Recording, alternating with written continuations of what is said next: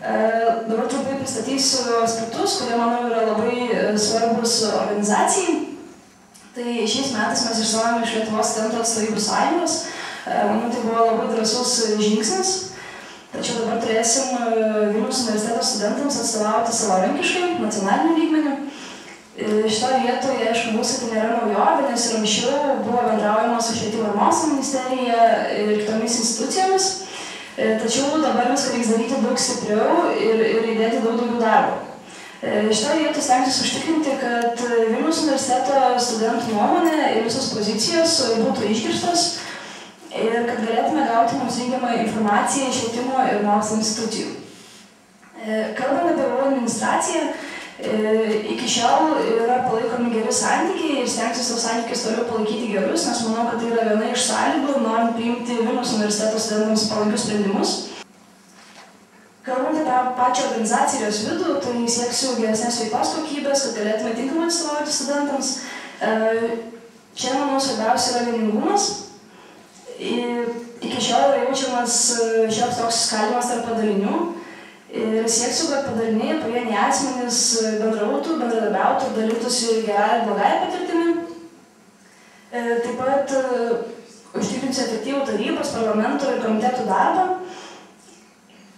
Aš manau, kad organizacija nėra draugų būrelis, tai yra žmonių suma, kurie nori dirbti ir kurie dirba vardan studentų.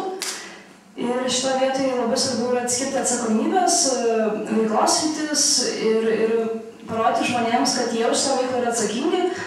Ir čia vadovaujasi principu, kad nėra nepakeičiamų žmonių, yra tik nepakeisti. Tai ryžausi kandidatuoti, nes myliu šitą organizaciją ir manau, kad tai, ką gavau per 3 metus, atėjo laikas atiduoti. Labiausiai liūdėčiau, jeigu liūdėčiau tuos, dėl ko yra mūsų, tai yra studentus. Tikiu savimi, tikiu žmonėm, kurie su manim dirbs ir manau, kad kartu mes galime pasiekti efektyvių rezultatų. Ir dažnai būtent sulaukdavau tokių klausimų. Kodėl čia eini, būdamas doktorantas, į rinkimus, panašiai ir taip toliau, ar neturėtum ko nors kitų užsiimti ir taip toliau. Pagrįstas iš tikrųjų klausimas, bet visgi, jeigu pažiūrėtume dažnai ir į vakarų patirtį, tai tikrai studentų atstovybių prezidentai, tai tikrai yra čia atsakingos pareigos ir dažnai užima magistrantai ir doktorantai. Tai yra viena. Antras dalykas, tai čia jau Vaida minėjo, tai yra tas dalykas, kad šiais metais mes įstojame iš Alsaso, ir dabar esame, vienoj vieni, toje, taip sakant, audringoje situacijoje, tikrai nelengvai, dinamiška, studijų mokslo visoje tame politikoje. Tai aš manau, kad tikrai galėčiau pasiūlyti tą profesionalų vadovavimą, profesionalų atstovavimą mūsų visų interesams. Ir tikrai aš turiu tam tikros praktikos ir patirties, ir vadovaujančias užėmiau pareigas, net ir tam tikrose vyriausybinėse struktūrose. Tai turiu tam tikrą, vadinkime, socialinio kapitalo, taip, kad galėčiau stumti tuos klausimus, tuos reikalus, taip, kurie yra patys opiausi. Pagrindinis dalykas, kuris, manau, studentų savivaldai yra iki šiol neišsprendusi, taip, studentų atstovybė, ir tai yra vidaus problema, tai yra neišnaudotas potencialas. Iki šiol studentų savivaldoje per rinkimus, per ataskaitinės konferencijas dalyvauja tik tai 2–3% studentų. Taip? Tai yra labai mažas, nykiai mažas nuošimtis. Pati ta struktūra iš tikrųjų yra pasenusi, ta rinkimų struktūra ir nemaža dalimi primena sovietinius laikus, studentų profsąjungos laikus. Norėčiau paklausti, kaip jūs vertinate ir koks jūsų yra požiūris į fakultetų simboliką, į tuos ženklus, kurie išskiria fakultetus vienus iš kitų. Aš parlamente pasisakiau,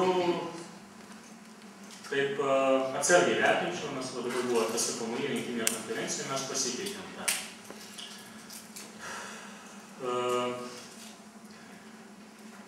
Čia gal būtų galima kažkokiu tai ieškoti kompromisu. Tai vienas, aišku, dalykas gerai, yra tam tikras logikas, kad ten USA, FSF, FUSA, GMF ir taip toliau, tarsi suteikia bendras tam tikrą struktūrą. Ok.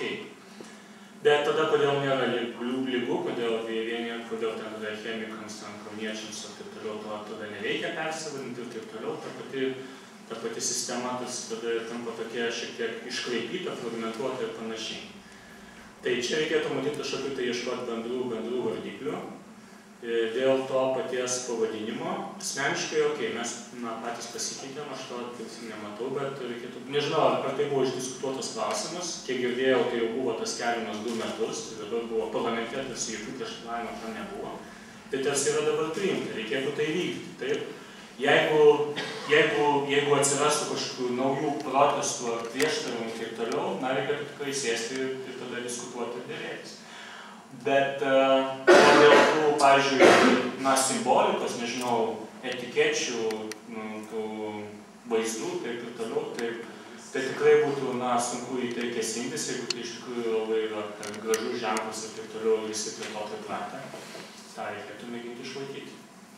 Aš manau, kad ilgainiui ta simbolika visgi lemia organizacijos susiskaldymą ir nėra smagu matyti, kai eina atskirai fakultetai ir sako, čia yra TEFSA, čia yra EFSA ir mes jiem iš kitus geresni arba blogesni kažko tai. Tai šitoje vietoje aš manau, kad visgi simboliai, kurie yra, tarkim, pavadinkim tradicijos, ne, tai viskas yra su jais tvarkoje, bet simboliai, kurie visgi lemia tą susiskaldymą, aš manau, kad neturėtų būti. Aš žinau, kad yra pasipriešinimas labai didelis, kai norima suvienodinti jūsų pavadinimus, ar ne, arba daryti mūsų ATF. Tai šitoje vietoje aš manau, kad reikia diskusijos, kalbėti su žmonėm, aiškinti jiem, kad tai yra viena organizacija, kad tai yra tiesiog struktūra, kuri leidžia geriau organizuoti darbą ir kad nesame mes visi skirtingi, siekiame vienų tikslų, siekiame atstovauti studentams ir turime eiti viena linkme, o ne atskirai 14 visos pusės. Aš norėjau paklausti abiejų kandidatų į prezidentus, kad pasakytumėt man ir visiems, kurie klauso, kokias problemas matė universitete ir studentų bendruomeniai. Studentų problemų yra labai daug, aišku, pamatysiu išvardinti dabar kelias. Tai manau, kad labai didelė problema yra su, pavyzdžiui, laisvai pasirenkamais dalykais. Jų nėra daug, laisvai pasirenkami dalykai yra apriboti kreditais. Ir, pavyzdžiui, jeigu žmogus pasirenka studijuoti vieną semestrą kažkokią kalbą ir nori gilinti toliau savo žinias dar kitą semestrą, tai dažniausiai arba neskamba tvarkaraštyje, arba vėlgi pritrūksta kreditų, už kuriuos vėlgi reikia mokėti.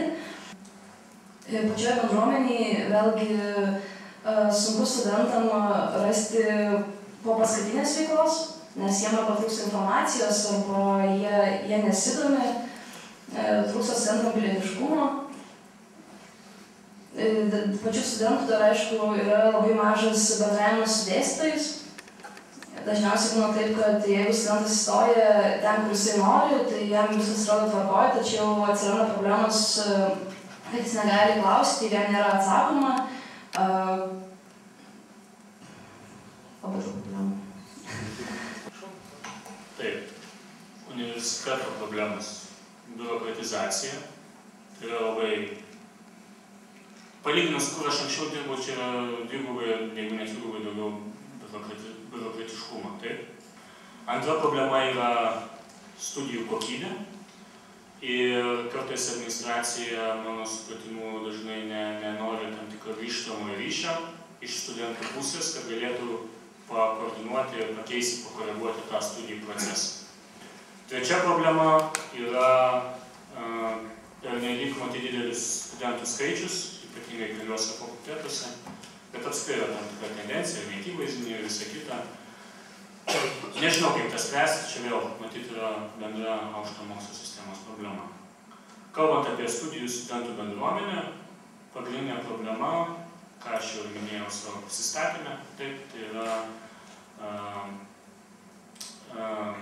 studentų nedalyvavimas savivaldoje.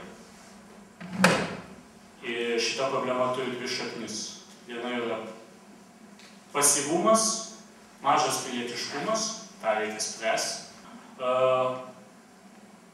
Studentų nedalyvavimas savivaldoje šalia pilietiškumo yra ir tas dalykas, kad iš mūsų paties trūksta šiek tiek iniciatyvos tą keisti ir būtent įvedant demokratinio ir visą apimančio atstovavimo tam tikras taisykles.